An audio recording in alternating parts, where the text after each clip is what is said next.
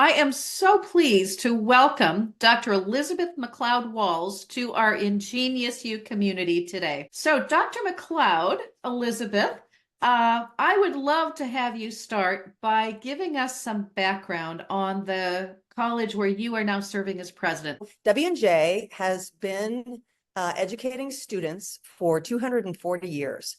We are one of the oldest institutions of higher learning in the United States. And what I love about W&J is that in corporation with that storied history, this is an institution that nonetheless has a vision for the future of liberal arts that I think is innovative and truly wants to advance the liberal arts as relevant to contemporary American culture, which I think we all want. But W&J has made a significant commitment to that, which they articulated to me in a really meaningful way during the interview process. And it was ultimately why I decided to become the 14th president of W&J, which it is my honor to serve in that role. Thank you for that.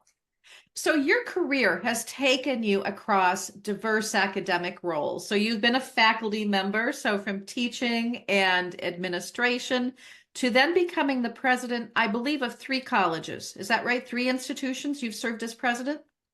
Technically, yes. Yeah. Okay. Yeah. So in the most technical terms. So could you share something about your leadership journey and in particular, some of the influences that have most shaped you into the leader that you are today? Absolutely. So I am incredibly fortunate.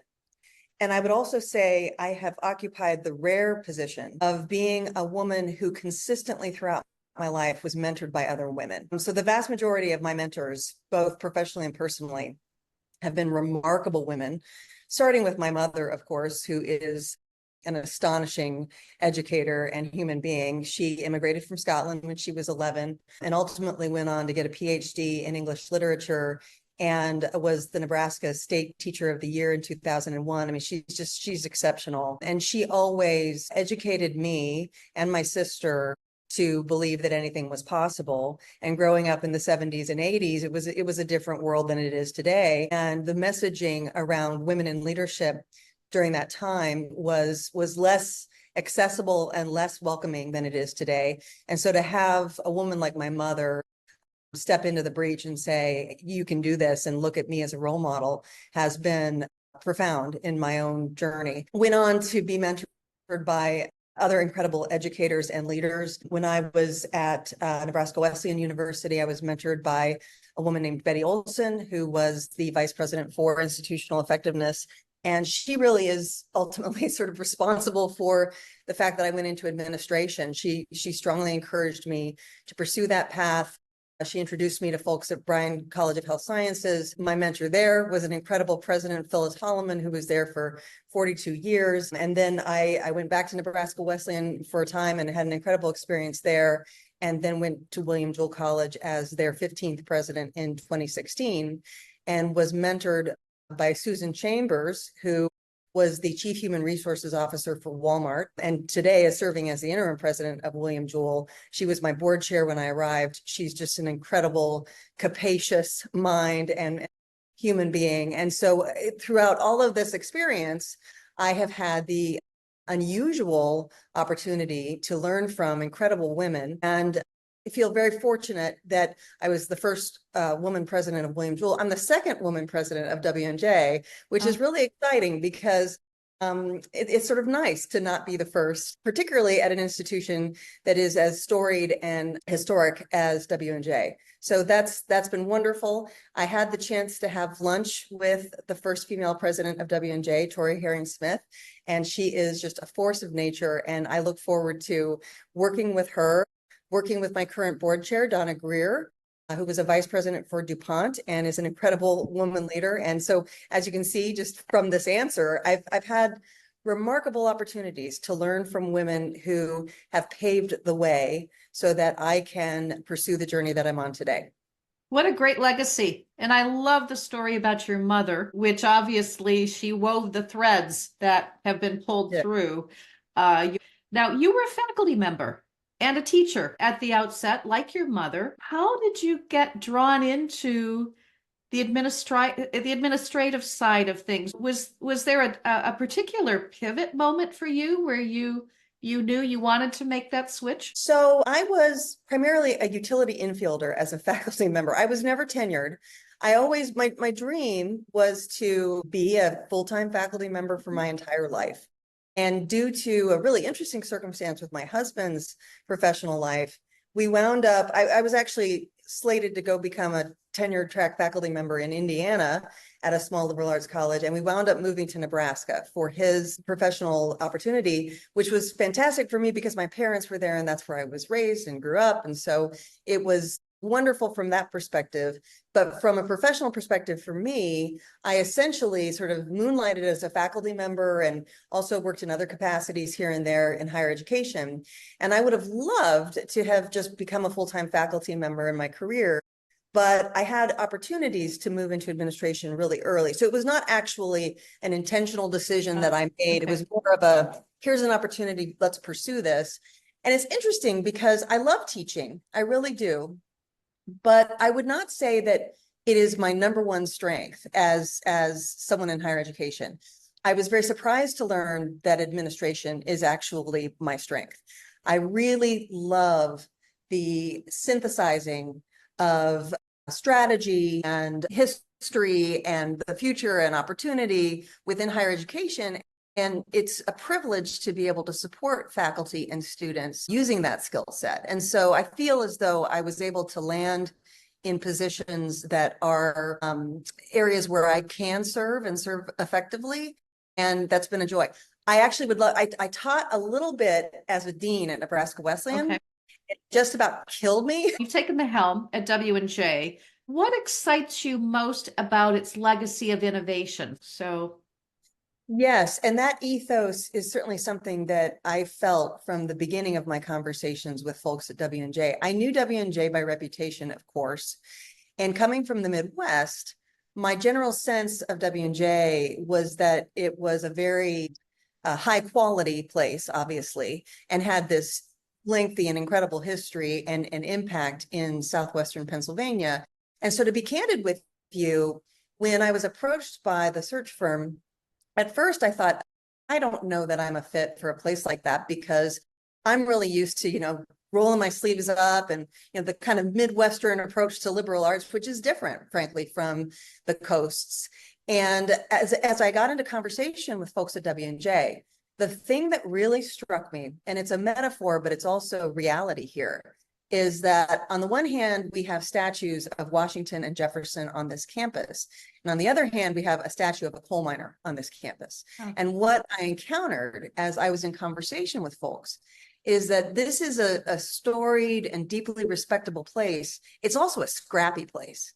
This is a place that has educated scores and scores of first-generation students whose dads worked in the coal mines and the steel mills. And I can't tell you how many conversations I've had with alums who have had that experience. And today they're incredible leaders in their fields. And it's because of this sense of resilience and this desire to innovate and to do something new with an incredible education from W&J. So you're right that has been a thread that has been constant throughout our history. And I'm not sure that everyone who knows about W&J actually knows that piece of it. But that's very exciting for me. Both of my parents were first gen and both of them had ties to the coal mines. And so coming here has been a really humbling experience. And at the same time, a totally exciting experience because we have this platform on which we can build what I would call, the new liberal arts and innovate around the liberal arts, which is the strategy that we have already put in place within my first 6 months as we look to develop the new strategic plan for W&J. And the really great thing is that everyone around here is embracing of that vision, including our faculty. There's a real desire to take the liberal arts in a new direction and to be as relevant as possible to contemporary American society. So tell me more about that. How would you describe the direction? Because as you know, today liberal arts colleges are struggling aren't they, to define their relevance. And so say a little bit more about your vision and what this is going to look like for the liberal arts. Sure. So I had the opportunity at William Jewell of helping the institution to define its identity specifically. So not broadly or generically as liberal arts, but specifically as the critical thinking college. And I worked with an incredible consultant who I've also worked with here. His name is Kurt Bartolich, and his company is called Brand Certain. And he's just remarkable because what he does is, I mean, any college and university can go through a branding exercise, right? Or can develop a new logo or whatever it is. But when you really dig into the vast majority of institutions of higher learning and what they're saying about themselves, it's almost always vague and could be applied to just about any institution, right? Most institutions don't say, this is who we are, this is why, and this is what we're going to do. And so that was the exercise that we were able to do at Jewell. So Jewell has the critical thought and inquiry core curriculum and has had it for 35 years. It's unique to the institution. And as we did that excavating work around our identity, it became very clear to us that critical thinking was our DNA. And so we began to talk about the liberal arts really as critical thinking, not so much about liberal arts as a concept, but this is the outcome of that, right? At W&J, we have just completed that exercise as well. You know, again, it was a revelation to us, but it also wasn't, because it was obvious to us who we are and what we do. And at W&J, it's about adaptability. It's about helping our students and our communities to adapt. And that superpower for our graduates is crucially important because they're contributing to industry in such a way in which they can change and learn and create and do new things in the moment because they have this skill set that they've garnered within this liberal arts curriculum at W&J. And so that's really the identity that we're beginning to bring out and talk about. And I think that's crucially important because to your point about liberal arts today, when you talk to families about liberal arts, they tend to kind of, well, they do two things. One, they glaze over because it's not a well-defined concept. And this is a society in which people really want to be able to grab onto something and understand it and recognize its tangible impact on society. But the second thing that they do is they say, well, what do you do with that? So I don't know what it is, and I don't know how you can use it to actually get a productive job in society. And so I think what's incumbent upon liberal arts colleges, and certainly upon us at W&J, is to zero in on that thing that really does matter in terms of, yes, we provide this outstanding liberal arts education. What are you going to carry from it into your life that's going to allow you to make a meaningful contribution, both professionally and personally? And for us at W&J, that's really about adaptability. And this is really important. It's not just what our graduates carry with them. It's also the mindset that we then make sure that we're adopting in every part of what we do on this campus. So for example, when we talk about innovation around the liberal arts, when people get uncomfortable about that for whatever reason, because, well, we've always done it this way, right? We have the opportunity to say, yeah, but we embrace adaptability here. So let's think about how we could do this differently or better in a way that benefits our students and benefits our larger community. And I think that's really the opportunity for liberal arts colleges, is to think differently about why what we do matters and how it can make an impact in the world. Yeah, no, and that squarely takes you back to innovation. Because Yes. as you know, adaptability is the number one skill, in-demand skill that individuals need now more than ever. So More than ever.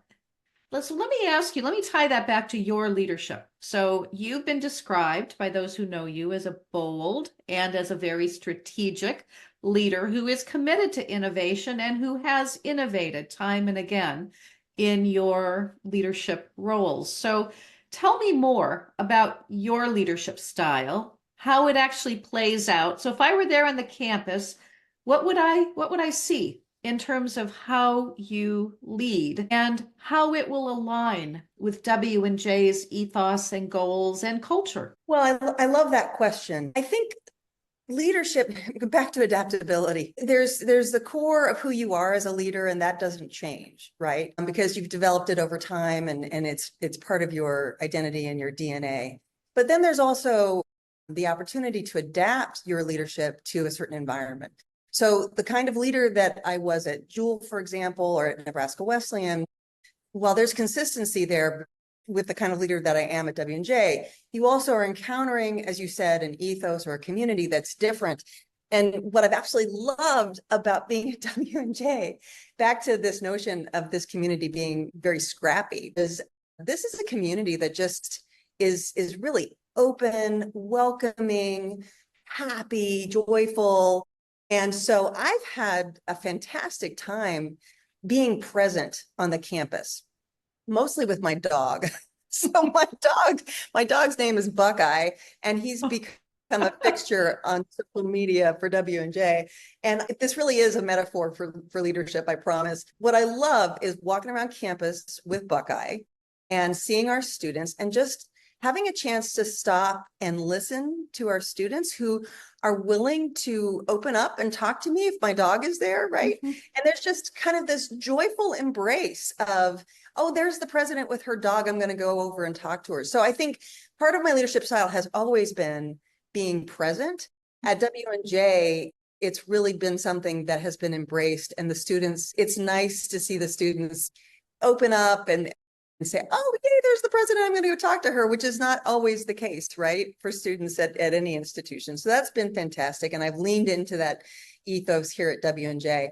You know, the number one criticism that I've received as a leader over time, and it's constructive criticism, please understand that, is also, I think, my strength, which is time is short, life is short, and what we do matters. And so let's do it as fast as we can.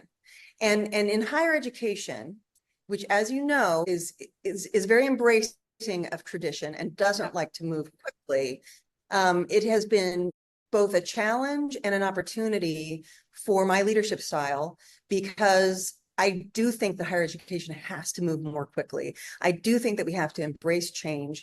I think that our biggest threat in higher education is not adapting to our larger society. And those that are not adapting are the ones that are really struggling right now. And so we have to be willing to embrace change. And that is something that I bring to every leadership opportunity that I have. And I challenge my team, we've got to do this as fast as we possibly can. Now, what's fantastic is that sometimes my team will say to me, okay, Elizabeth, that's great, but there's going to be some obstacles here and we do have to slow down just a little bit. But most of the time, my team will say, all right, let's go. And I think there's a real openness and willingness to try new things, particularly if you have a leader who is encouraging and positive and optimistic about how we can get there, which I do think is a strength that I bring. I tend to see the world as half full, right? And I want to get to that goal as fast as possible. That's always consistently been a hallmark of my leadership style, is how can I empower my team and my community to reach these goals quickly and enact effective change that's going to make a difference for our students and our community. And so that's both a strength and a weakness, right? When it comes to, I kind of drive people crazy, but at the same time, I think it's a good thing for our institution. Well, boy, if the president is not leading with a sense of urgency in these days, I don't know. I don't know how some institutions are going to survive, honestly. So I think it's a good thing, but I do know that sense of urgency can be felt by others in the community in a way that can cause anxiety, right? Yes. Yes. So I think to understand and be aware of that, it goes a long way toward moderating any potential downside. Buckeye, where'd the name come from for your dog? Okay, so my husband is, I would say, Switzerland when it comes to owning dogs. I am the opposite. I am a huge dog fan. I grew up with dogs. I love dogs. So the deal that we struck when we got married is that he would tolerate having a dog, but he gets to name all the dogs. So he grew up outside of Cleveland. So all of our dogs have been named for either Cleveland sports teams or Ohio sports teams, hence Buckeye.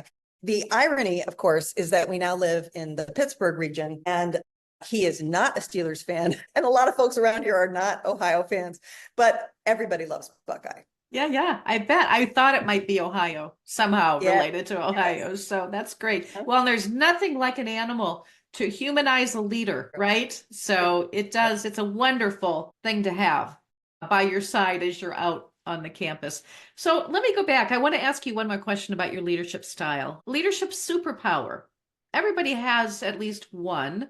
So beyond leading with a sense of urgency, what would you describe as the thing that really makes you you as a leader? Resilience and optimism. When I was at William Jewell, we faced a lot of really challenging circumstances, and it was my privilege to be able to guide the institution through those moments of crisis. It's really hard to be a small liberal arts college in the Midwest or anywhere in this country right now. But I was blessed by the fact that, and I attribute this to my mom again, that I was raised with this notion of anything is possible if you set your mind to it. And you know what? If you fall down, you get up and you dust yourself off. And for me, that has always been, I mean, you called it a superpower. It has been the thing that I have leaned on the most in my career, because choosing a life of leadership in small liberal arts colleges in America right now is just that. It's a choice, because I could go into industry and do something else, but I don't want to do that. This is a calling, and I believe that I have a responsibility to the sector to give all that I can and all of my gifts to try and support this uniquely American institution, which is the liberal arts college in this country. And so having a sense of resilience and a sense of possibility is so vitally important in this work, because if you don't have that mindset, the challenges and the difficulties of working within this sector it'll get you down. And really the community looks to you to have that optimistic vision, because we all know how hard this is and we've all chosen this work. And so if I'm not projecting an optimistic ethos and a worldview of resilience and adaptability, then I am failing those whom I'm serving.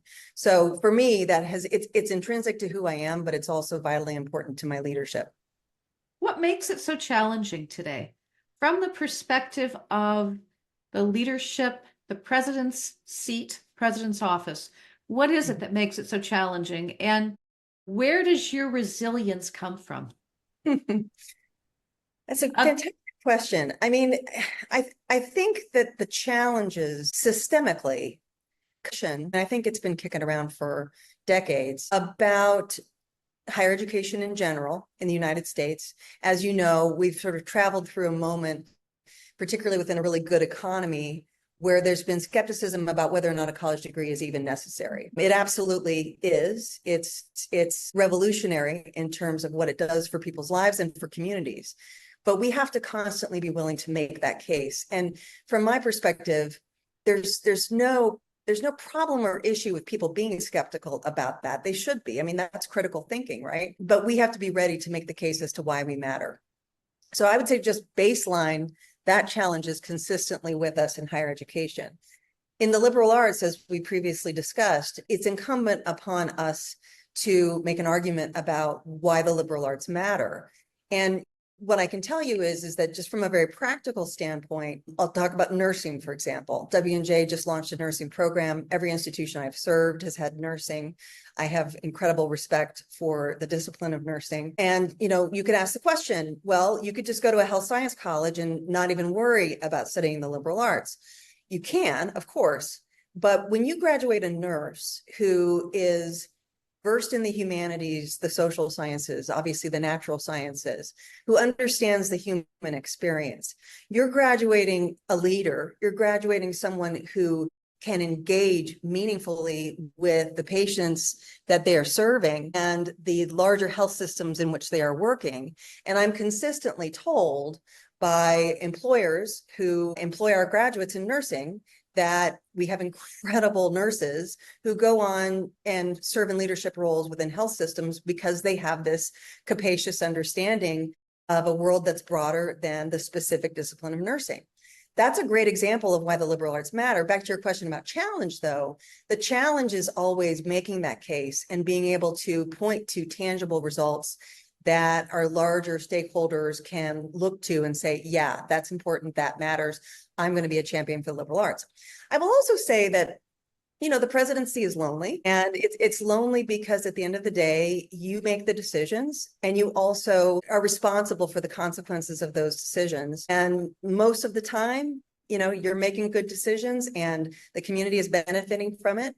But, we're all human. We make mistakes. Sometimes we, go down a path and we realize, okay, this is not working and you have to adjust. And that's challenging in any leadership role. I would say when you're responsible for an entire community of learners and educators, the weight of that is significant and you always want to make the right decision and a well-informed decision.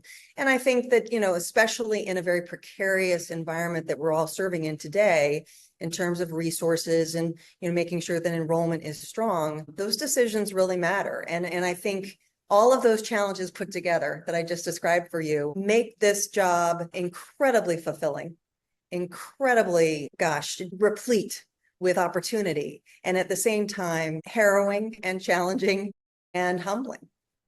So what about women in the role in particular? As you know, this season we're talking only to women who are college presidents about their experience leading. And I just have to ask what challenges you have faced as a woman leader, or that you've seen other women leaders face that you can trace to their gender, so to speak. So my response to that is probably very similar to any response that any woman leader would give you in any industry, which is women have to work twice as hard. Women have to be successful because they're being scrutinized in a way that male leaders are not. Society is more forgiving of male leaders.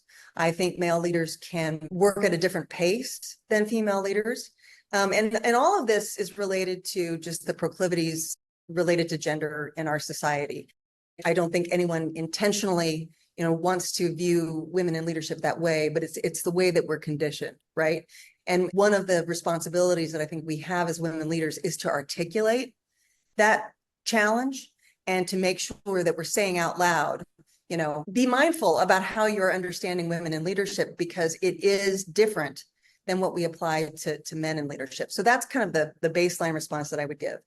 I would also say that, I've learned some things over the years about being a woman in leadership. You go into leadership roles as a woman and you don't think about the fact that you're a woman. You just don't think about it. You're going to be a leader and that's what you're going to do. And the fact that you're female really does not factor into it, but it does for other people. And it took me time to realize that, because I was, generally speaking, I was treated the same as my male counterparts. And so, to me, I was doing the job, right? But I learned something in my last presidency that was both frustrating and educative for me, which is that as a woman leader, you really can't get angry. And I think that is too bad, because when you're angry on behalf of the institution, right? Because you're always spending all of your time thinking about how you can advance the institution, how you can make it better. And when a bad actor gets in your way, it's your responsibility as the CEO to step forward and say, that's not acceptable, and I'm going to fight for this place. And I did that in one instance in my last role. It was in a public setting. And it was really fascinating to me how the community reacted to that. Because even though they knew that I was fighting for the institution, the fact that I displayed, I'm going to say, anger or frustration in that moment was not acceptable to the vast majority of people. And I wound up having to come back and apologize for the fact that I was angry on behalf of the institution. And at the time, it was the right thing to do as a leader, and to just accept, okay, this was not received well, and I'm going to acknowledge that. And that's good leadership.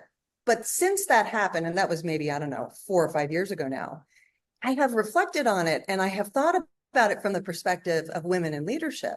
And I thought, if one of my male counterparts had gotten angry on behalf of the institution, defending the institution, he would have been seen as strong and really, doing the right thing, stepping forward, being that public figure.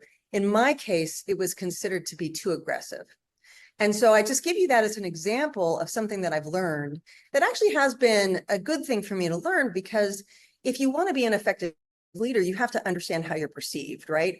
But it was the first time for me that gender really kind of popped up and showed me, no, there's limits in terms of what you can do that your community finds to be acceptable. And that's been a really interesting thing for me to learn and to evolve from over time. Yeah, I can only imagine that double whammy of expectation to be strong, because your community does want you to be strong and effective, but also empathetic, right? And Yeah. finding that sweet spot as a leader, I would agree, is doubly hard and complicated for women, and I think anybody who's different, who is different from the traditional white male model. So Yeah, thank you. you're watched different. Yeah, for Yeah. sure. Yeah. So thank you for sharing that. Now, how you talked about mentoring at the outset and the importance of the important role that women mentors have had in your life. How do you advise emerging women leaders in terms of how to prepare for this kind of a role? Well, first of all, I would say that I'm really excited about younger women leaders who are coming up right now because, and I think this is fantastic, they have gotten a different message than the one that I received coming up professionally, which is find your voice, use your voice, advocate for yourself. And so it's been exciting for me working with younger women leaders to see that they are absolutely not afraid to say, I deserve this, and I'm going to go after this, and I expect you to help me to do it, which is fantastic. I love that. I was not that bold coming up, and I generally felt as though I was just really lucky to get opportunities. And then when I would get that opportunity, I would just, man, I'd put my head down and I would just work. And if someone came to me and said, hey, I'm going to give you a promotion or, a raise, that was just great. That was gravy, right? But I did not personally seek that kind of thing out. And younger women today are, and I think that's really important and fantastic. I have an obligation to pay forward what I received, and which was incredible, generous mentorship from women leaders throughout my career.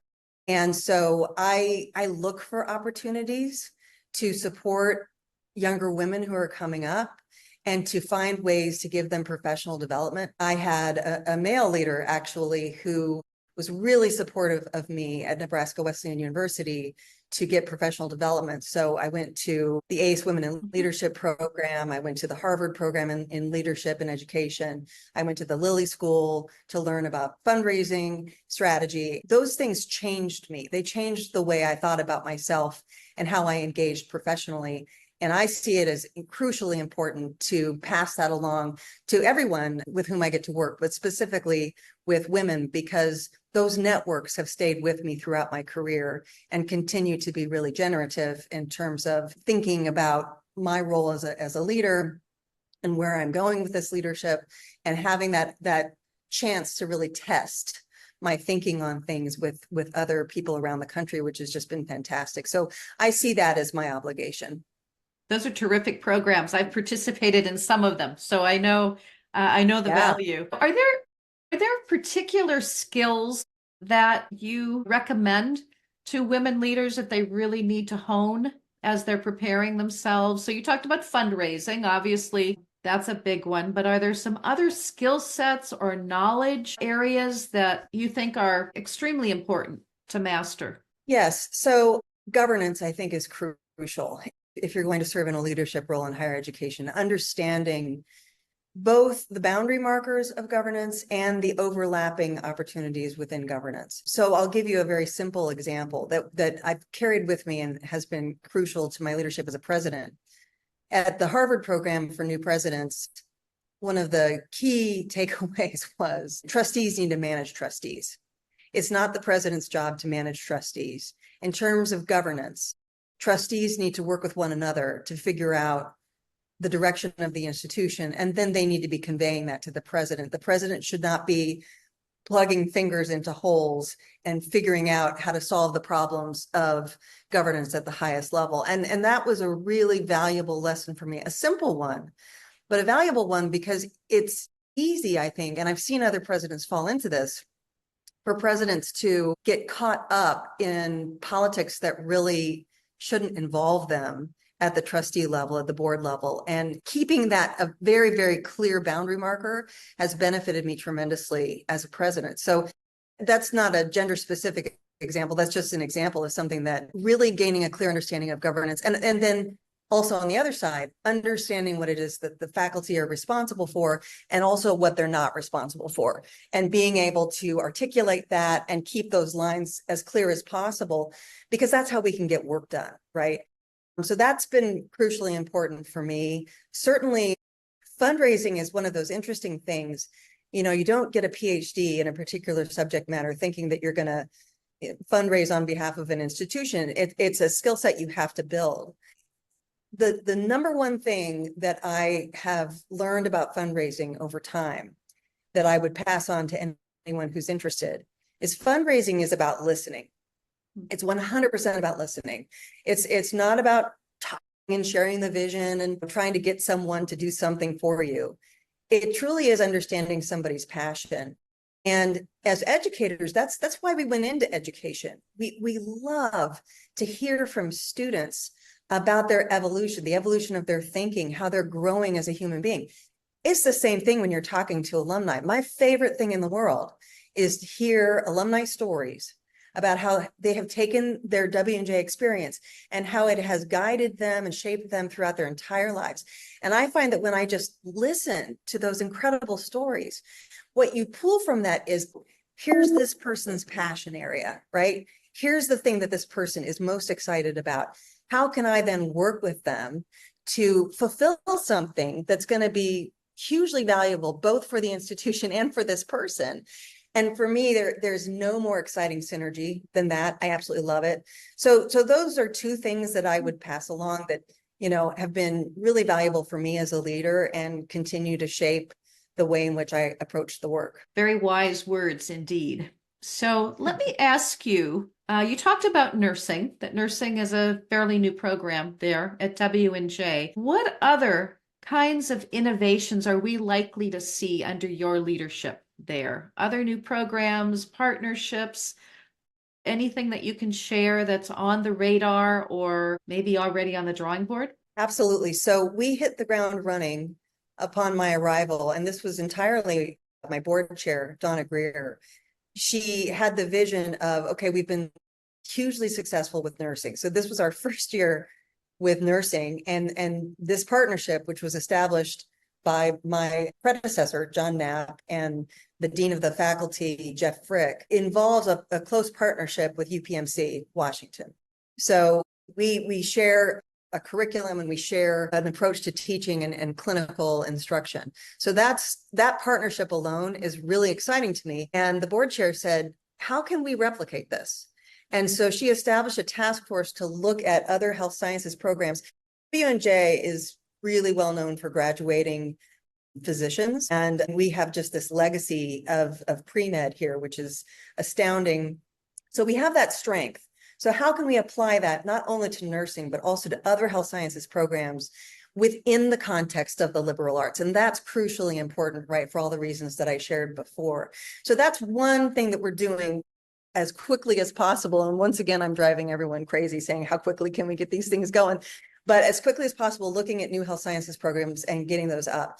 But the other thing that I'm really excited about, and this is something that I also had the opportunity to do at William Jewell, is W&J has an innovation center. It's called Ignite. And really, in addition to being an innovation center, it's also a small business incubator. And so that's really exciting to me, because at Jewell, right before I left, we were able to establish the Mathis Innovation Center, which is very similar. And I think these up to partnering with business is one of the most important things that liberal arts colleges can be doing right now, because unlike state-funded institutions, we can be nimble and we can work directly with business to create products, programs, opportunities that our students benefit from and the community benefits from. So here at W&J, we're in a county and a community that is economically challenged. And one of our sacred obligations, I believe, as an institution, is to leverage our strengths to make this community as vibrant as possible. And we've established a community partners group and all kinds of good things that allow us to think collectively about, okay, what initiatives could we put forward that would benefit not only W&J, but also Washington?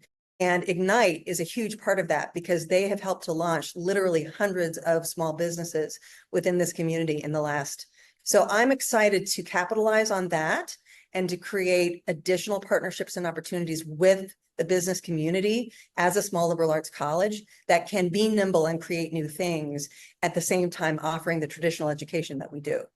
So stay tuned. I'm imagining all kinds of things that are going to be coming down Yes. the pike under your leadership. Very exciting. So you have spoken about the transformative impact of educators like your mom, former teachers, and I also know that the esteemed nonfiction author Joyce Dyer had quite an influence on your life. So what would you say is the most significant impact of her legacy on your life and leadership? Well, let me give a shout out to Hiram College, which is my alma mater.